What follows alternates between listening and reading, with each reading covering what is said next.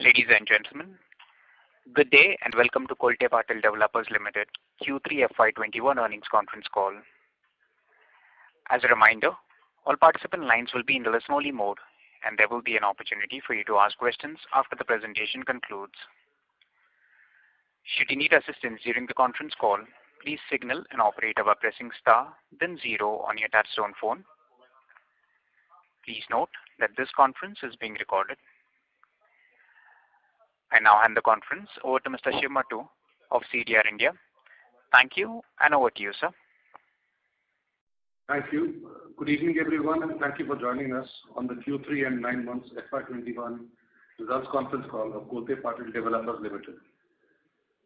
We have with us today Gopal Sarda, Group CEO, and Vikram Rajput, Head Investor Relations and Corporate Finance. Before we begin, I would like to state that some of the statements in today's discussion may be forward-looking in nature and may involve certain risks and uncertainties. A detailed statement in this regard is available on the Q3 and 9 months FY21 results presentation that has been sent to all of you earlier. I would now like to invite Mr. Gopal Sarda to take the proceedings of the conference. Good evening, everyone. I warmly welcome you all today and thank you for taking out time to join us to discuss the operating and financial performance of our company for the quarter and 9 months ended 31st December 2020. Q3 marks another period of continuous quarter-on-quarter improvements that underlines accelerated business visibility and marked improvements in key financial and operating indicators for Kolte Patil. During the third quarter, we recorded the highest ever level of collections from customers in the 3-decade-long history of the company. At rupees 382 crore, our collections almost doubled from Q2. Further, the month of January has seen collections at rupees 160 crore, which is our best ever monthly number. We are expecting to sustain the quarterly momentum and report strong collections in Q4 financial year 21. We believe that strong collections create the liquidity that is imperative to the turnaround in our ecosystem where sales, registrations, construction and CRM all are functioning optimally. With the strong cash flows from collections, we have managed to reduce our net debt by 83 crore during the third quarter. This is despite making the final tranche payment during the quarter to buy out ICSI Ventures 50% stake in Life Republic. Our net debt equity is now at 0.29x, which is the lowest in the last few years. Given our strong collections outlook and low interest outgo, we expect to deliver healthy free cash flows in financial year 21 despite the substantial business impact of the pandemic. Sales have also seen improving momentum. New area sales in Q3 were at 0.55 million square feet, which was 57% higher than sales volume achieved in Q2. Sales volume in the first 9 months of financial year 21 aggregated 1.22 million square feet, and we are all well posed to achieve our stated guidance of 1.8 million square feet for the current financial year. Sales growth was driven by improved performance across our 3 geographies of Pune, Bangalore, and Mumbai. Further, realization improved both YOY and QOQ due to increased contribution from our Mumbai portfolio. Here, I would also highlight that sales value from Mumbai and Bangalore aggregated to rupees 87 crore during Q3. Contribution from Mumbai and Bangalore was over 27% of our total sales value in Q3, which is in line with our business diversification objectives. Towards the end of December, we launched 2 projects, one each in Pune and Mumbai. Ivara at Borivali has received strong interest from Mumbai buyers since its launch in December end. In Mumbai, we are excited to soon launch Hari Ratan at Goregaon and Sagar Vaibhav at Dahisar, as the demolition of existing structures has already taken place at both the sites. With 4 projects at Mumbai, including Jai Vijay, the coming quarters will see further increase in contribution from our Mumbai portfolio. Universe at Sector 10 Life Republic, which was launched close to the end of December, has witnessed strong digital as well as physical response with over 200 units booked in 25 days since its launch. The sales velocity in this project, buyout of ICSI Ventures stake and the strategic monetization all showcase the intrinsic value of Life Republic as a project and the expanding prospects from this township over the coming period. After the close of Q3, we have added 3 more new projects with a combined sellable area of 0.2 million square feet under revenue share and profit share structure, which will strengthen our market share in Pune.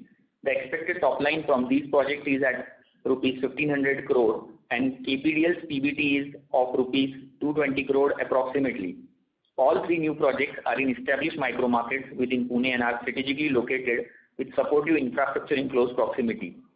we remain focused on meaningful addition to our portfolio across Pune, Bengaluru, and Mumbai in the coming quarters.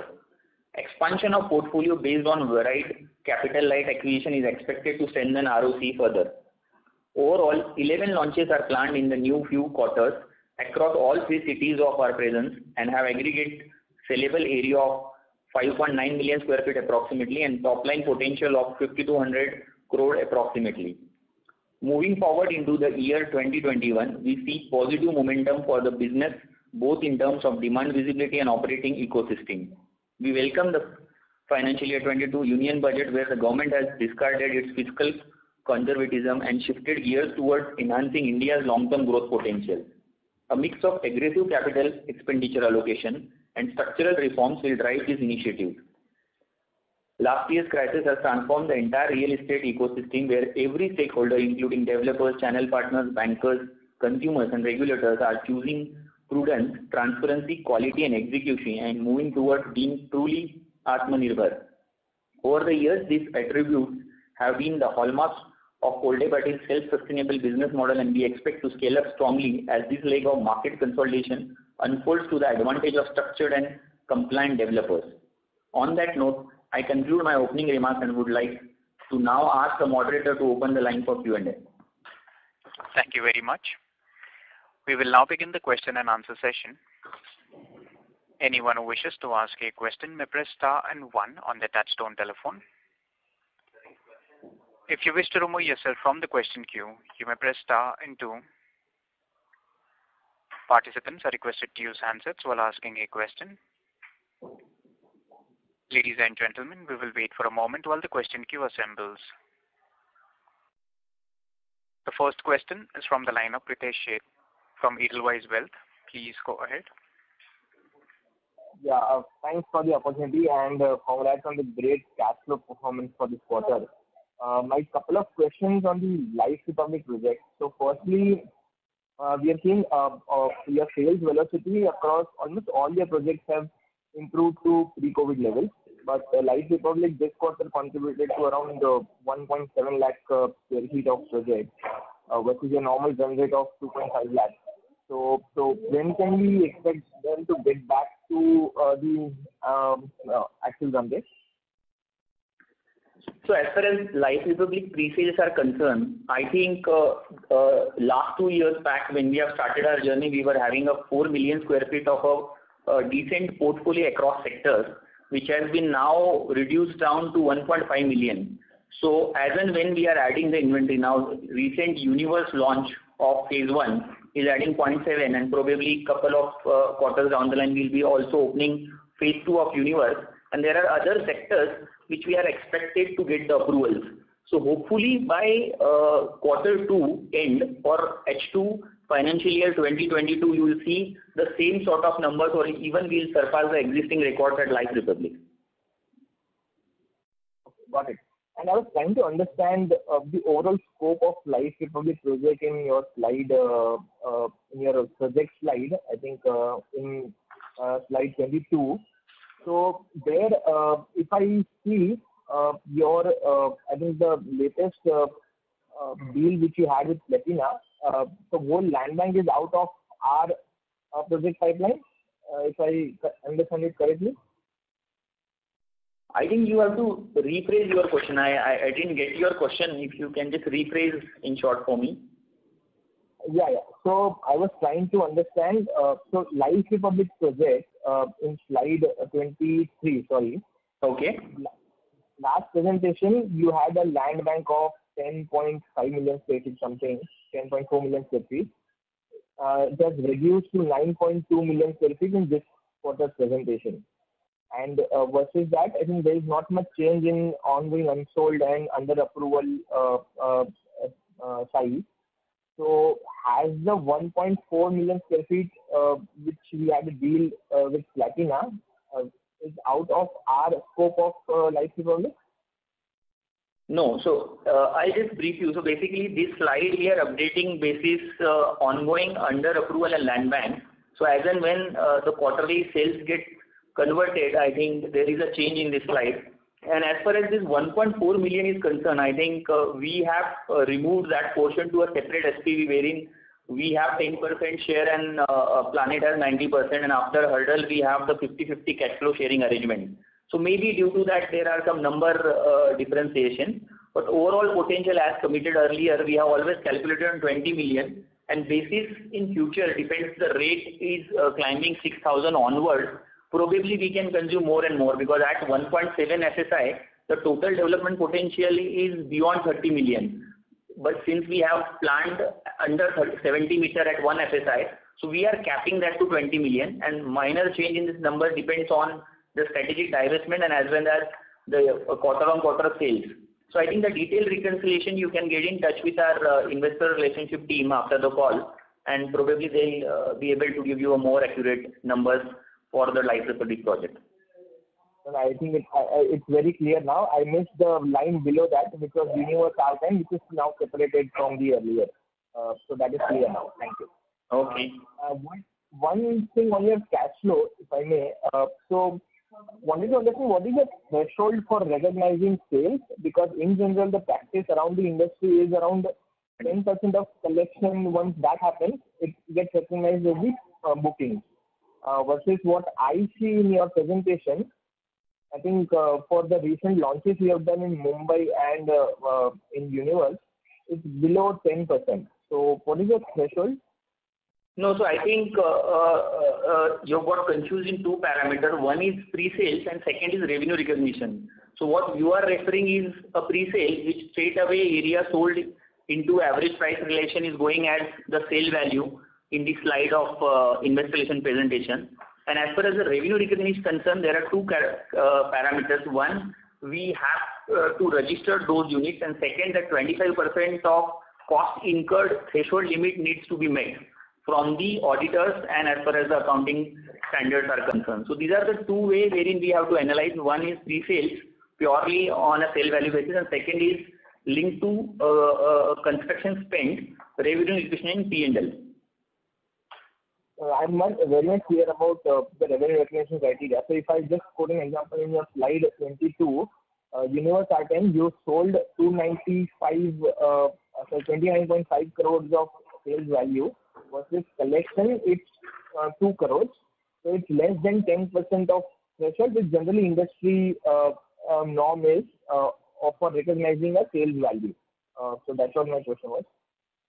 But I'll get in touch with the IR. No problem. Yeah. So here also I can give you a clarification. So I think it's not about pre-sales when we record, it's more on a token amount. Typically it starts with 5 lakh and onwards, and some on-spot bookings wherein we get 9.9%, then probably they get some on-spot discounts. So that's how the pre-sales start. I think that 9.9% concept is more on the revenue recognition front, and as far as the pre-sales are concerned, we consider some sort of 5% and odd advances, or probably a lump sum check of 5 lakh and above. Okay, got it. Thanks. That's it from my side. I'll join the quickly. Thank you.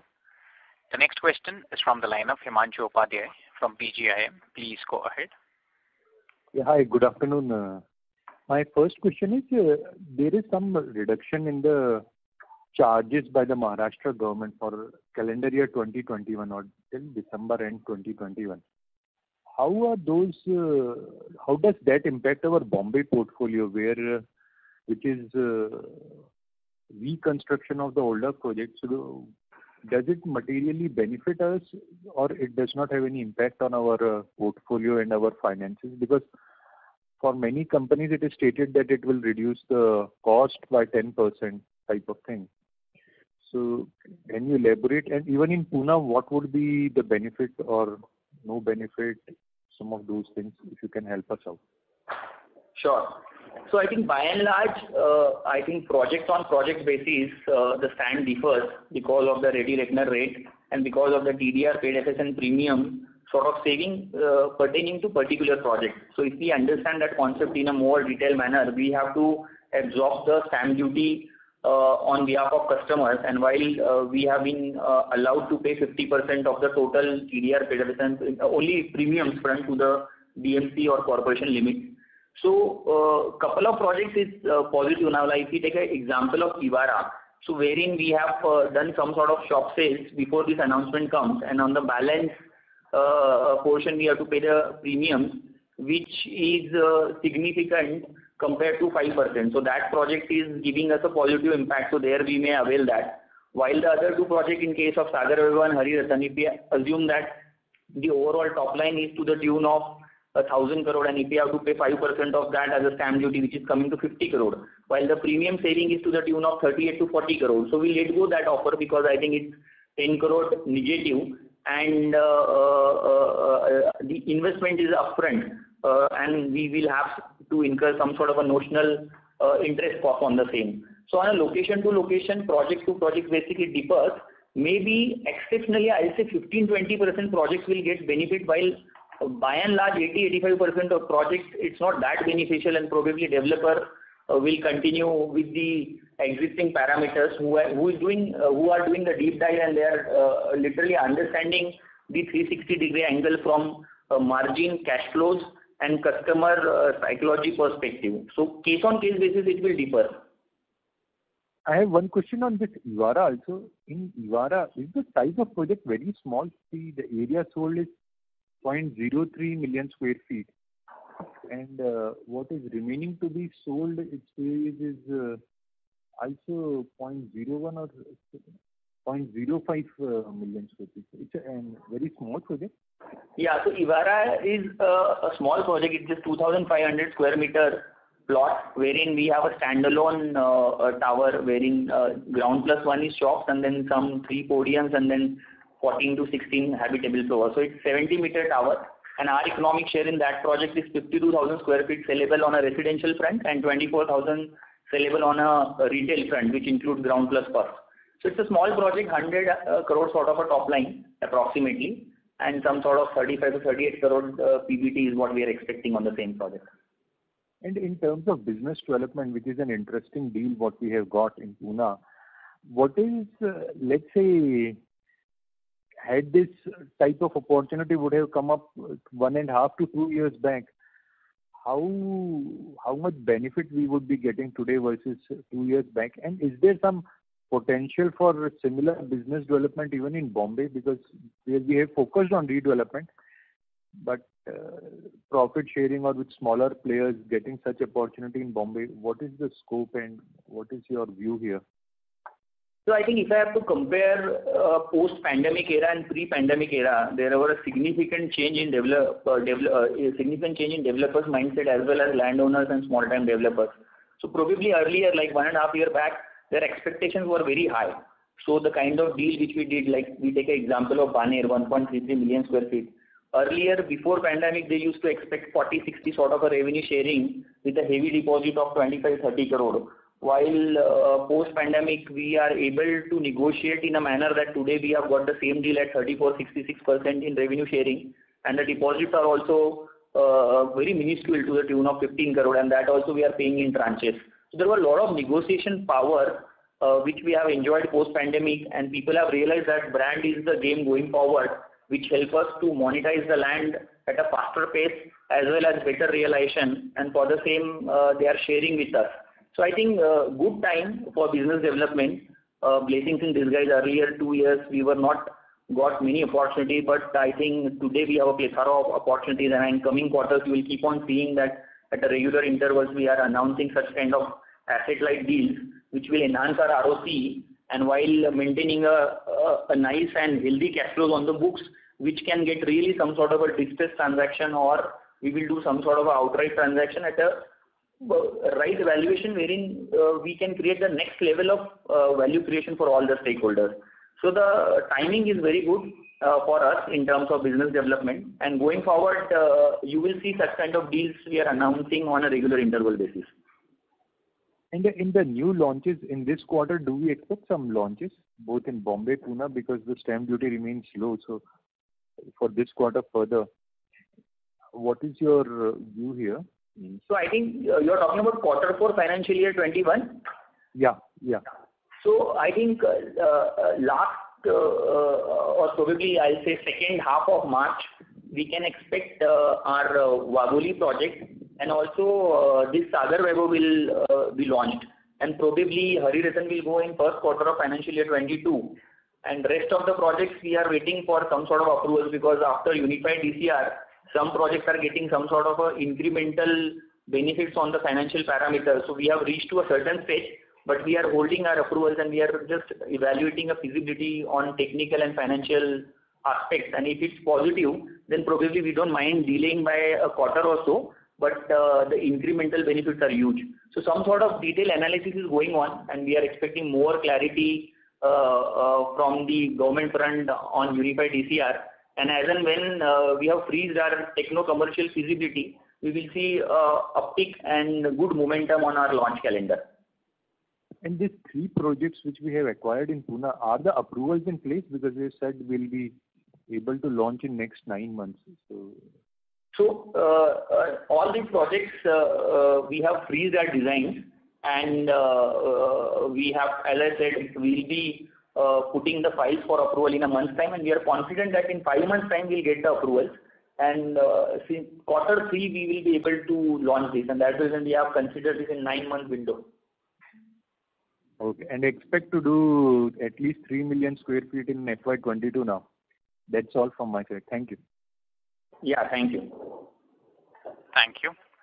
The next question is from the line of Manoj Dua, an individual investor. Please go ahead. Congratulations, Gopal, on signing a new business development deal. Can you throw some little bit more color on these projects like Moshi, which is at less sellable areas compared to other projects? Is it all apartments or some plotted development also? Sure. So as far as Moshi transaction is concerned, it's a simple deal for us. We have given a 5 crore sort of deposit in 2 tranches, and we are doing a 50-50 profit sharing without considering a land. So it's basically total revenues minus total cost. Profits will be shared between us and landowner in 50-50 manner. This is purely a residential complex with just 10-12 shops on the roadside. So probably 95-98% is residential and 2-4% is retail portion at Moshi. As long as Wagholi project is concerned, it's purely a residential tower, G+11 with 5 towers and central open space. So it's 1 and 2 BHK product, a fast-moving product. And Baner is a complete mixed-use development wherein we have retail, offices and residential. So on a residential front, probably 1 million square feet, 4 towers of 100 meter each is what we have planned as of today, and approximately 40K retail on the roadside, and we have 3.5 lakh office spaces, and we have bifurcated the retail and office spaces portion vis-a-vis the residential portion, and we'll create 2 separate societies and we'll manage the show separately for both the projects. So that's how the product mix and locations are, and as well as Baner, I have already given the commercials in the deal. Okay, good. And as we have a lot of launches going forward in the next year, so we can expect approximately 20-25% growth from the 2019 sale level, like 3.5 something million square feet in this next financial year. I think the pre-sales for next financial year will be depending on the timing of launches. But if the way we have the launch calendar, if everything comes within the time and we don't see any kind of surprises from the government on the approval front, then we should be definitely surpass 3 million onward pre-sales for sure. Okay. And now a lot of opportunities are coming in business development deals. So even though we have a healthy pipeline, are we considering raising some money through a QIP or something for taking the maximum opportunity of this downturn in the business development? See, if you see, currently the cash flows of the company are quite healthy. Now, this quarter also we have reduced our net debt by 83 crore on a quarter-on-quarter basis. And we see that quarter 4 would be better than quarter 3 in terms of collection. So that shows the next level of free cash flow visibility. Now, there are 2 options. One, under the business development, if we are keep on structuring on an asset-light model, then probably QIP money needs justification. But at a right valuation and appropriate opportunities, tomorrow, if we are getting a good business development outright transaction and at a right price, we can look at some sort of QIP, then we are open for that. And probably, I think the time will decide on the QIP front. But yes, QIP is on agenda, but depends on the opportunity and the right valuation. Yes, going forward, my point was exactly as the cycle turns, which you're assuming we are feeling an uptick in real estate cycle, maybe in next year, maybe something like that. We might be not getting these kind of opportunities when the cycle turns. That was my whole point. Thank you. Yeah, thank you. Thank you. The next question is from the line of Sonal Kohli from Bowhead. Please go ahead. Congratulations, sir, on good set of numbers and a fabulous presentation. I had two questions. Firstly, as far as your ROE targets are concerned, more from a longer term perspective, let's say 2023 or 2024, we have been historically making around 15% ROE. So, Sonal, sorry to interrupt. I think your voice was not clear. Can you just repeat your question? Sure, sir. Am I audible now? Yeah, it's better. Great. So, historically, we have been making 15% ROE as mentioned in your presentation, What is the kind of ROE you would like to make, 2-3 years down the line, assuming real estate cycle, is fine, and you get the benefits of consolidation. Secondly, from a profit perspective, from a 2-3 year perspective, let's say 2024, kind of situation, what is a conservative profit target for you, and what is a reasonable or aggressive profit target for you, assuming you don't know, what the cycle will be couple of years down the line? At least the wish list you have in mind, if not a particular number. Sure. Main perspective has been one number. Yeah. So basically, as far as the ROC is concerned, you are absolutely correct. In last 4 years, from 17 to 20, our average ROC is 15.5%. While now, let's assume from March 21 onwards, now 21 as a pandemic year, we have to discount that because of the first 2 quarter losses. Then probably it won't be possible as to reflect a fair ROC. But going ahead now, recently this 2.2 million square feet sort of a business development transaction wherein it's purely ROC game, wherein straight away this 220 crore is getting added to the profitability, and which is ultimately is going to calculate on the net worth, while the investments are 20-25 crore and that too refundable. So if these kind of asset-light deals continued on a larger share vis-a-vis the outright, then I see the ROC expanding from 15.5% towards 20 to 24%. But if in the interim, if we are doing some sort of outright transaction and if we are able to manage that in the stipulated time, then we should be in the range of 18 to 20. But if it's, we are taking too much of time, then again we will come back to 15, 16. But by and large, it looks like that ROC is for sure gonna be improved from 15 towards 24%, and it will depend on the product mix and the timings of the investment vis-a-vis the deliveries. So that's how our forecasting, but it will be always improved. Second question was on the profitability front.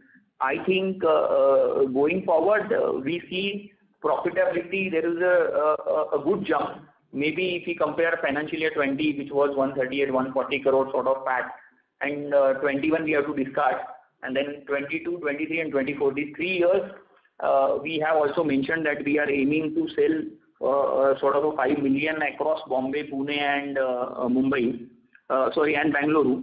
And if we are able to clock that cycle from 3 million to 5 million, I think this from 150 towards 500-ish journey is very much possible because of asset-light structure, some existing historical land bank and incremental share, while the fixed cost is not going in line with the top line. So probably we will enjoy the variable benefit in double fold because the fixed cost will grow by 1.2 times while the top line delta will go by 3 times and the bottom line delta will go by 4 times. So it looks like from 140 to 500-ish sort of journey we will be able to achieve in 3 years' time. Sir, considering, real estate is a cyclical business and it's reviving after a very long time, last time it was 95, 2003 cycle was like this. And now, it's been almost, I would say, 8-9 years, from a pan-India perspective for into real estate to have done well. Considering this kind of, considering, the nature of the business, if you were to give a more wider range, 3 years hence, considering nobody knows how the future unfolds, what is that you have in mind? So 500 crore may be one number, But from a little wider range, considering the uncertainty of the cycle, assuming it is not as bad as last few years, what would be a wider range or a target for you as a company? So as I said, it's more a function of pre-sales and vis-a-vis it will get reflected. But you rightly pointed out, I think real estate is a function of cyclical things. So launches, right timings and deliveries, everything has to go hand in hand. Maybe on one front, if we are succeeded in terms of pre-sales and in terms of deliveries has been delayed, then accordingly the PAT will get delayed. So you can consider on a very, very conservative basis, I think 400 is what we have to achieve when we surpass 3.5 million sort of pre-sales. So these guidance on a larger aspect or probably the business plan which we have derived for a company as a whole, we are aiming to do that 5 million journey, and 3.5 million onwards, the straight away profitability delta is going to the next level, because our portfolio is a mix of all. We have existing land bank, we have the asset light structure, and going forward how we do the outright transaction will derive the profitability. But by and large it looks like that 400 onwards is very much possible, and we are completely gearing for the same. So I don't think we can go more conservative than that. This is your company share, sir, or this includes all at the system level, including the partners? I think this talking about a consolidated number. So whenever we are discussing, I think it's always on a consolidated basis and depends on our economic share, which is 90-10 or sometimes may go to 88 or 12. We can deduct that much from this profit. Great, sir. I wish you all the best. Thank you. Thank you, Sonal. Thank you. A reminder to the participants, anyone who wishes to ask a question may press star and 1 at this time.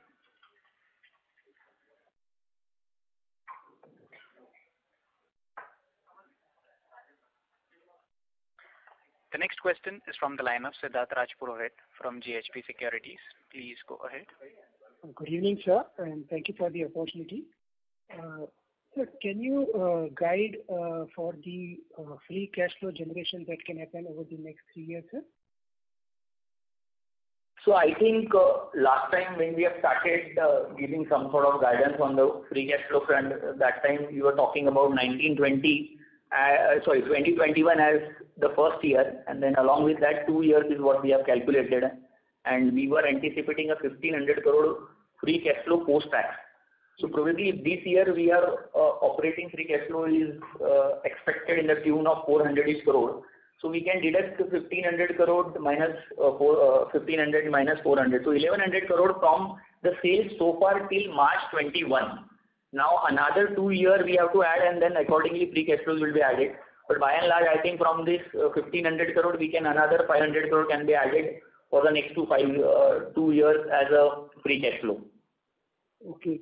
And means our calculation of free cash flow, means in the presentation they give the cash flows.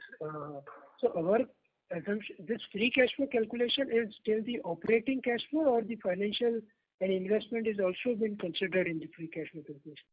So I think as far as the free cash flow is concerned, we have calculated total receivables minus the total construction cost as well as the total overhead. And principal interest date is outside and new investments is outside. So project related all expenses has been mapped towards this free cash flow, which includes your TDR, paid FS and premium as well.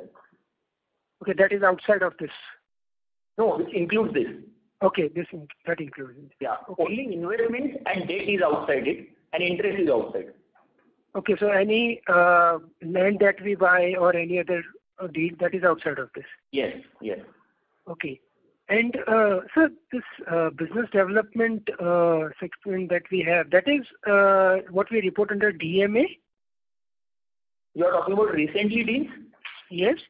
So we have given a clear-cut justification. It's the profit sharing and revenue sharing. No, but it will be reported under DMA going forward? No. It will be reported under a regular project.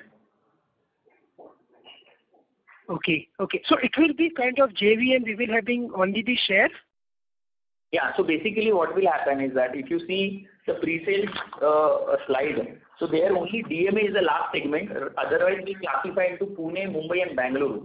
So right. Projects will get classified under a Pune portfolio wherein the gross pre-sales will be reflected. So probably we'll say whatever we have sold, you will see there, and in P&L you will see the kind of our economic share, or in the product mix slide we will give a effect on the product mix slide that if we have sold this much, our share was so much. So accordingly, the economic share will be adjusted in the product mix slide. Okay, sir. And what is the guidance, sir, for we were targeting somewhere to reach 5 million square feet of sales, sir. So what is the assumption, sir? By when can we reach this number? So I think that 5 million is a 3-year plan. So probably from 21 to 24, I think in this time we'll have to catch up. So it's a 2 to 3 year sort of guidance. Thank you. The next question is from the line of Anuj Sharma from M3 Investments. Please go ahead. Yeah, thank you. Thank you for this opportunity. My question is, when you are evaluating land projects in the 3 cities where you are, what kind of pricing escalations you are building in while building your NPV models, let's suppose 3 and 5 years down the line? So as long as all the business development deals which we are evaluating, on the pricing front, we are neither conservative, neither too bullish. We underwrite the realistic assumptions. And the market shows that from 2014-15 till 2021, there is hardly any price escalation. So in our business model, we are not deriving any price escalation. Whatever is the current selling prices, that itself we are considering as an average price realization, and basis which we are designing the structure and doing closures for the business development as a division. All right. And is this same applicable for all 3 cities you are looking at, or there might be variations within each? So what I'm just trying to understand, while there has been no price escalation for so many years, could that be a chance that there could be, and we might not capture that and miss out on deals? Is that a likely possibility? I think price is a function of many parameters. So one, by and large, is the infrastructure, and second is job creation. So any particular project wherein we enter, there has to be some sort of significant transformation in terms of infrastructure, and there has to be a decent job creation which can drive the prices. As long as how we operate like a manufacturer. We want to do everything at a faster pace. So buy, construct and sell at a faster pace. So when you have to achieve the velocity, I think at the same time we can't build the price premium. So in our business models, since we curtail down the timings and focus on ROC and IRR, so we let go on the price escalation front, and that we call as a realistic business plan for the growth of the company. Sure, thank you. And second is on the cost front again. What kind of cost inflation you will build in, given that the cost of construction would certainly be more than what it is today, at least inflation linked? So as long as cost of the product is concerned, we have a detailed, we have a very, very robust PMC division. We prepare our internal budget, and that we get it verified or validated by the external agencies. And we create a buffer of 3 to 5% as an escalation over and above that, and that's we call as the first budget we start with. And once all the GFC drawings have been ready, we just pull out the BOQ, and then further sort of upgradation happens. And post BOQ, I think so far we haven't seen any kind of surprises. We are able to manage within that 3% sort of escalation, and that's called as a final budget, which we are considering for the audit purposes as long as RERA uploads and our internal budget tracking. Sure, thank you. And my last question is, we have been focused on 3 cities. As you evaluate, and I'm sure you'll be looking at other markets, is there any new city which is coming under your consideration list that you might want to potentially look at maybe 3-5 years down the line? Thank you. I think for the next 2 years, we want to enjoy the next level of market share in all these 3 markets. So probably Pune in between, due to lack of inventory, our market share has gone down, which we have to reinstate. That would be the first focus. Second, as long as Mumbai and Bangalore is concerned, we have to still get the decent market share in those markets. So probably 18 months to 24 months, the focus would remain to launch the existing portfolios, build some good locations from the launches perspective, ensure that teams are completely on place, and then the overall ecosystem is going towards auto mode wherein we have a decent control. And probably once we have achieved that 2 years down the line, we may think of expanding to the new cities. But for the next 2 years, the focus would remain on Mumbai, Pune and Bangalore. Thank you so much. Thank you. Thank you. The next question is from the line of Nitin Gandhi from KIFS Trade Capital. Please go ahead. Yeah, thank you very much for your taking my question, and wish you all the best for the 5 million aspiration in 3 years time frame. What I would like to understand is with each of this market, if you can break down Mumbai market specifically for redevelopment perspective, how you focus, how you go ahead, how is the hunting team, who is heading. So like when you say 5 million, how much is likely to come from the such Mumbai market, and within that how much redevelopment, and what are your expectations as far as returns are concerned, because on a redevelopment risk are comparatively little higher.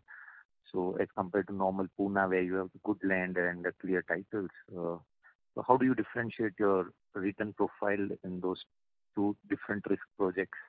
If you can share some color on that in little detail. Thank you.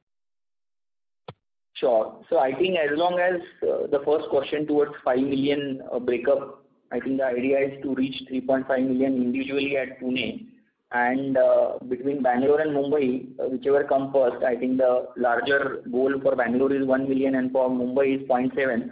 But I think it may go in a cross manner, because if Mumbai portfolio we are launching, then probably Mumbai will first achieve 1 million and Bangalore will achieve later. Or if we have more projects at Bangalore, then Bangalore will achieve 1 million first and Mumbai will achieve later. So at both the location put together, 1.5 million is what we have to achieve. The breakup can go here and there between 0.2 to 0.3 million.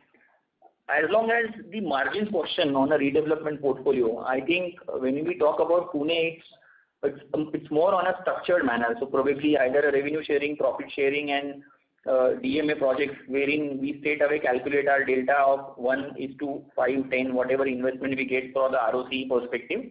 And as long as the outright transactions are concerned, it's more on typically a 30-35% sort of EBITDA or a 25 to 30% sort of a pre-tax IRR. So depends on that, we give a structure and we consider something in our business model, and accordingly the deal can be structured.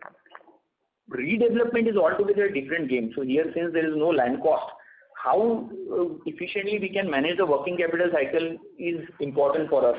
So probably on top line front, the PBT is always to the tune of 25 to 26%. But while we ensure that how we can manage on 1/3 of the total upfront investment and create a 4x sort of PBT on 1x investment. But if we fail to manage the working capital cycle by investing on 100%, we should get at least 100% profit. So at least we can enjoy the outright sort of profitability. So that's the safety we built in the redevelopment model. On the redevelopment front, typically the offers have been well structured, like all these two projects like Hari Ratan and Om Shri Gokul. We have a retail portion, so that helps us to manage the working capital cycles. And all three projects, by and large, in real estate per se, today, gone are those days when we were focusing on a 40% EBITDA. Now I think EBITDA is in the range of 25 to 26%. But there is a structural shift in the company's mindset, wherein I think low investment, high return, or decent ROC and IRR is the focus going ahead, and that will be the real contour in the deal making. So on the EBITDA and PAT front, it's secondary, but ROC and IRR are very, very important, and financial closure on a short term as well as long term basis is what we look in our business models.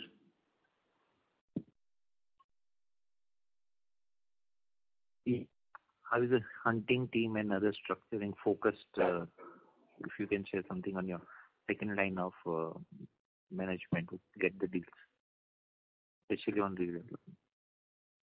So as long as the sourcing is concerned, I think we have many channels. So one, I think IPCs are connected to our business development team.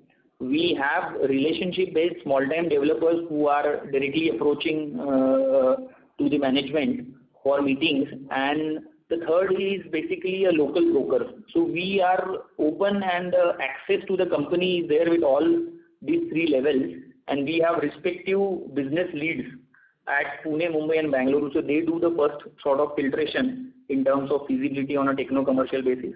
And then start meeting the key decision makers on the land front. And then we structure in 1 or 2 meetings, maybe structure we do the closures and then the due diligence, and after that definitive agreement, and then it's a greenfield project of company towards design, licensing and launches. Thank you. Wish you all the best. Thank you. Thank you. The next question is from the line of Sahu Deepak Kumar, an individual investor. Please go ahead.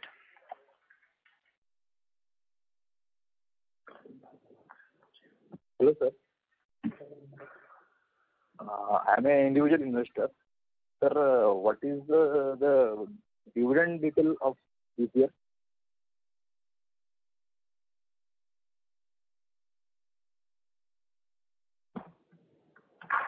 So if I have understood your question, you are asking about the dividend guidance. Yes, sir. So I think being a pandemic year, I think at the beginning of first quarter or during second quarter also, so between the board discussion, we have thought being a pandemic year, we were not providing for dividend in this financial year, but in H2 we have revamped the number to the next level. So probably in Q4 meetings we will again consider this point, and whatever would be the outcome you will see on the stock exchanges. Thank you. The next question is from the line of Vaibhav from VK Capital. Please go ahead. Hi Gopal, congratulations on fantastic collections. Thank you, Vaibhav. I wanted to know, Gopal, we are hearing from all developers that there is lot of positivity and lot of traction in terms of sales velocity and all. So, like, what kind of numbers are we hoping for? Like, Mumbai has done good numbers in the last quarter, and now January is from 10,500. And last few years, I think Mumbai has been doing 50,000-60,000 apartments. So when we are talking about things being very positive, is there some kind of thought process at your end, Gopal, as to how many apartments need to be sold for there to be real positivity and a bullish sentiment in the market? So I think as far as the overall market is concerned, if we compare the data on a year-on-year basis, I think November and December, these are the 2 months which have broken all the records in past. So Mumbai, last 7-8 years, we haven't seen such kind of sales which has happened in the month of November, December. And the volume is on a higher side because of many positive factors. As I said, that the entire ecosystem is getting aligned. The housing loan has come down to 6.75%. Government has reduced the stamp duty from 5 to 2%. And even developers were very, very open during pandemic time, wherein freebies, discounts, and payment plans. These was the larger spectrum which was driving sales. Now we have to see how post-March the consumer behavior and pattern is gonna be. It's gonna be changed towards the larger houses. It's gonna be more on the pricing front, and how developer will react to that. So probably one set of cash flows has been well considered by all the developers.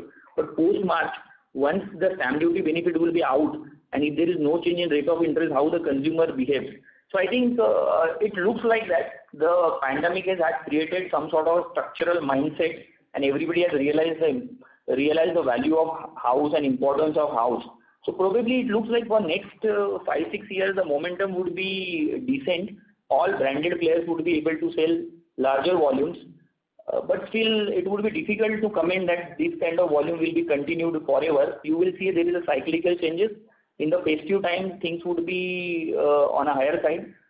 Whenever there is a change in the housing loan, things would go drastically low. But more or less, there would be a decent stability in the market as a large. So, like, what kind of growth are we hoping or assuming, Gopal? Like 20-25% or maybe 50%?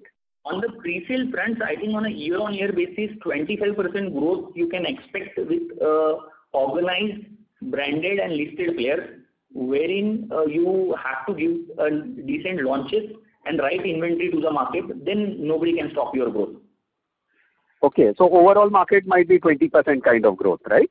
Yes, that's correct. Okay, fantastic. And one more thing, Gopal, like our net profit margins have normally been in the region of 10% in the past. Correct. So in the future, like when we are talking about this 400 or 500 crores of profit, so what kind of margins are we hoping for? I think, as I have already mentioned to couple of questions, I think margin is a function of contribution coming from which vertical.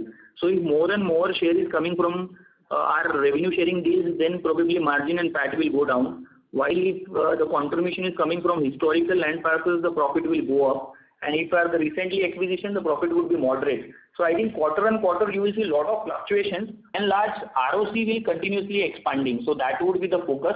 But on the margin front, it would be very difficult to give guidance on PAT. It would be a function of product mix and the contribution towards revenue and to the top line and bottom line from which vertical. So it will keep on fluctuating, to be precise, I think. No, I understand completely. It's completely a question of the capital allocation. But when you said like 25% EBITDA margins, or when we are thinking of this 400 crores of profit, so like we are assuming slight uptake in this net profit margin of 10%, which we have had in the past, like maybe around 15% or 12%, something like that?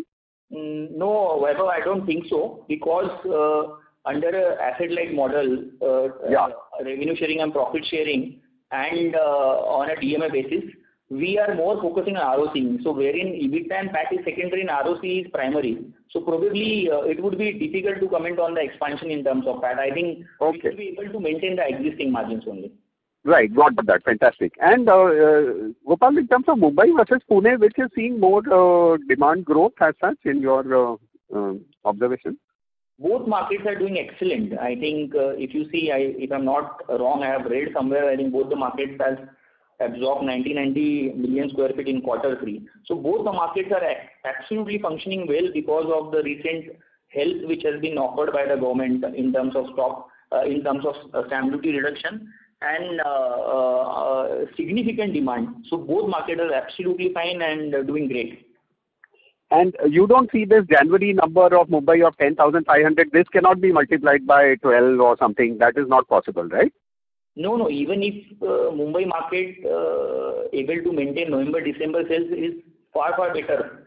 I think in spite of increase in stamp duty and recent changes. See, November-December was I think 10,000 and 20,000. So that is 30,000 in 2 months. I don't think that can be. January number has now come at 10,500 registration something. Mm-hmm. So is this possible to be replicated? April, May, June will be difficult, right?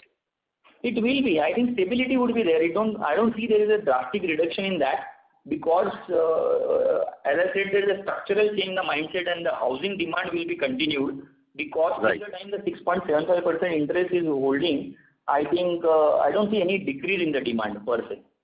Okay, got that. Fantastic. Thank you so much. Thank you.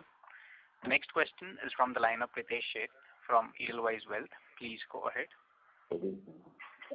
Thanks for the follow-up. So I was trying to understand from the construction outflow side, what can be the run rate we should be looking at over the next 2-3 years, considering right now you are doing around 500 crore of net construction outflow on an annual basis. So given that there is 6 to 7 million square feet of project addition, what could be the run rate which we should look at? I think we as a company, if you see last year we have spent somewhere around 500-ish, and I think this year, in spite of pandemic year, we will close in between 400 to 450 crore. But going ahead, it will be completely on a uptick. I think next year probably we talk about 600, then 750, then 900 and 1000-ish. If we are equally aligned towards 2.5 million to 3.5 million to 4 and towards 5 million. So as and when the pre-sales is going to the next level, I think this movement is also going from 600 towards 1000 crore. Thank you. That's helpful. That's it from me. Thank you. The next question is from the line of Himanshu Upadhyay from PGIM. Please go ahead. Yeah, thanks for another chance. My question was, Gopal, how are you seeing the new project launches in the various micro markets where you are present? Because there has been a lull for more than 1 year in terms of launches for new projects. Do you think the pricing pressure which has been there for last 2 to 3 years will remain, or it could be difficult to get good prices or better prices for the new launches? And how are you looking at the scenario in the micro markets where you are going to launch? So to be very honest with you, I think as far as our markets are concerned, like Mumbai, Pune and Bangalore, we are basically more hungry for the launches and more inventory. So our personal experience per se in last 3 years is that all our launches have been successfully managed. So more and more inventory we are bringing, we are enjoying the market share to the next level.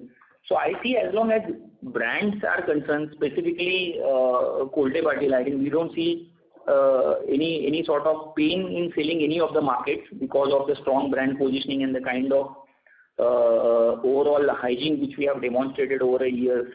So we feel that launches would be definitely successful. Maybe in terms of volume, some areas will give excellent volume, some areas will give moderate volume. But definitely there is a good demand and prices are quite stable. So as long as prices are concerned, I think realistic prices will be considered during launch. And from launch to OC, I don't see any sort of increase in the prices. If we want to need more volumes, then prices will remain same. But if you have a scope of focusing on price increase and less volume, then probably 8 to 10% price journey you can enjoy in 3 years span at any of these locations, as long as you are a brand and the construction pace on the sites are going at a rapid momentum. And in Bombay, we have redevelopment has been the path for us, okay, to grow or to get market share in the micro markets. What is and our balance sheet is today also more cleaner, okay, or less debt, I would say. So by when do you think you would be interested in outright buy or do JVs with the people and start acquiring projects? Or you think redevelopment will be the path for next 2 to 3 years for us from here on also? So just some thoughts on that. And what are the opportunities coming in redevelopment in Bombay? We have not seen much or new projects we have acquired in last 1 or 2 years in Bombay for redevelopment. Sure. So I'll bifurcate your question in 2 parts. One on a redevelopment front, and then we go on your outright question.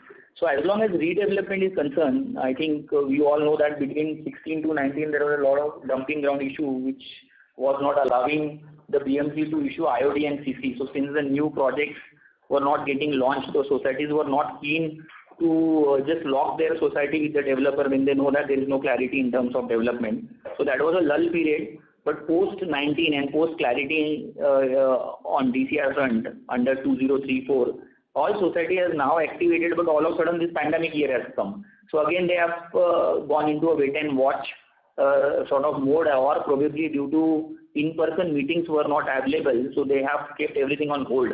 But as and when the movements have started within the Mumbai city, now metros have been opened, I think locals have been opened and theatres have been opened. So I see now the societies will be activated, and we have in fact purchased 2-3 big tenders in Mulund also, some sort of a 5-6 acre land parcel we have already applied for. But by and large, I feel that probably March onwards, you will see more and more societies will float tender and the redevelopment momentum will be started, because we are almost come out from a pandemic, and also in terms of the clarity on DCR front, and the approvals are moving at the BMC. Second question was on the outright front. I think we were always keen and open for outright transaction also. But in between, I think last year we have done 2 acquisitions of Live Republic Buyout and ILFS. And then this year at the beginning of the first quarter, we were pretty much ready. But then all of a sudden the pandemic has come, and then we have slightly changed our mindset for the first 2 quarters to focus on reviving operations, bringing the cash to the system to complete the existing obligations, and then we will focus on outright. So I think whatever lead generation which we have got under BD from April to June and June to September, all were asset-light model, because we want to preserve cash for the operation. But you have seen that this quarter is absolutely fantastic for us, 382 crore, and next quarter also we are expecting more or less similar or better numbers. So that gives us a decent sort of cash flow visibility, and then we are open to take new financial commitments because existing operations have been well taken care of. And going ahead at the right valuation, we are always keen for outright transaction, not only for Pune but Mumbai and Bangalore as well. So at an appropriate time and in a right deal, we will definitely invest, and we will announce such kind of deals, provided the valuation and our financial parameters are getting addressed. So what improvement we have seen in Pune when you said about the 3 projects which you acquired, is that or are not similar opportunities available in Bombay, or you think it is still time to get good opportunities in Bombay? Bombay per se, what we have observed is that we are looking for a cleaner land. So in Pune, it's very simple. Outright transactions are available, but valuation is a big concern. And because of a strong brand presence, profit sharing, revenue sharing, DME is easy. As long as Mumbai is concerned, there are so many sort of structures, 33/7, redevelopment, SRA, and many more, probably the MHADA plots. So I think everywhere what we have addressed is that I think the cleaning is a big concern. So outright lands are very few. Mumbai is by and large a redevelopment market, and in redevelopment market we want to start a clean. So probably in like this private society development wherein we are acquiring the tenders, submitting, liaising with the society, we have a complete control. So that's the reason we are investing on DAPA also. But other projects owned by other developers and investing in DAPA wherein the underlying security is open and we don't have our money secured. So that's the reason we are little reluctant. But factories and clean title propositions, we are open, but the parcels are very few. So that's the reason we are taking longer time to do some sort of outright acquisition at Mumbai market. Okay. Thank you so much. Yeah. Thank you. The next question is from the line of Gaurav Lohiya from Bowhead Investment. Please go ahead. Yeah. Hello. Hi, Gopal. Just 2 questions. So in the presentation, it is given that we have booked some 90 crores land monetization in revenue from operation, right? So what kind of margins were there in that land monetization? Because generally, these are very high margins, and if I remove that, the margins would be lower. And you said that we should be looking at current margins as sustainable margins till the time we reach 3.5 or 4 million ton, or 4 million square feet rented.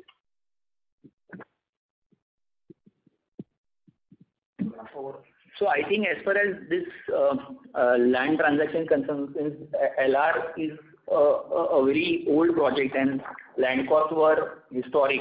So I think here, if I'm not wrong, 45 to 50% is our typically margin in this land transaction. But going ahead, if I have to give you a larger guidance on the EBITDA front, I think we have sustained in last 4 years, if you see 24 to 26% is our average EBITDA, and PAT in the range of 8.5 to 10%. So these by and large we will be able to manage on the existing portfolio, but the kind of new additions are happening which are asset light and more on a ROC perspective. So EBITDAs and PAT will keep on fluctuating. So any guidance on absolute terms would be wrong at my part to comment, because we are creating a diversification of portfolio wherein historical land cost, recent buyouts, and these asset light structures. So you all have to see on a quarter-on-quarter basis or probably on a deal-on-deal basis. But on a sustainable basis, can one assume a range of, let's say, 22 to 26%, just to be on the safer side, that these kind of EBITDA margins? Because in some year or in, some time, you will have, let's say, asset light projects of booking coming in, and in some time, you will have your own projects or asset heavy projects coming in. So by and large, if I have to give you a broader range, then anything between 20 to 26% is what you have to consider to build any model. So I think it will not go below 20%, and neither it will go beyond 26%. So these EBITDAs will keep on fluctuating between 20 to 26%, and as long as PAT is concerned, I think it will keep on fluctuating between 8 to 12%. 8 to 12. Okay. And so you mentioned about 5 million square feet target, right? Can you quantify the same in sales value or the realization? What could one assume? So I think by and large at 5 million we can expect between 3,500 to 4,000 crore as a top line. Okay, and there one at, let's say, somewhere around average of 10% PAT rate, that's why you mentioned 400 crore kind of PAT is possible for us. 400 to 500. Yeah, you are absolutely right. Okay, thanks a lot, sir. Thanks. Thank you. The next question is from the line of Manoj Dua, an individual investor. Please go ahead. Gopal, we launched two projects at the end of December, Life Republic and this Mumbai. So the initial launch sales, which is high in the beginning, was spilled over in Q4 also, or it was structured in Q3? So I think both the launches happened in second half of March. So some bookings we have already considered in Q3 pre-sales, while some will definitely reflect in Q4 pre-sales, and that's the reason I think we have stated in my opening remarks that I think whatever stated guidance of 1.8 or 1.9 million we'll be able to achieve for sure. Okay. Thank you.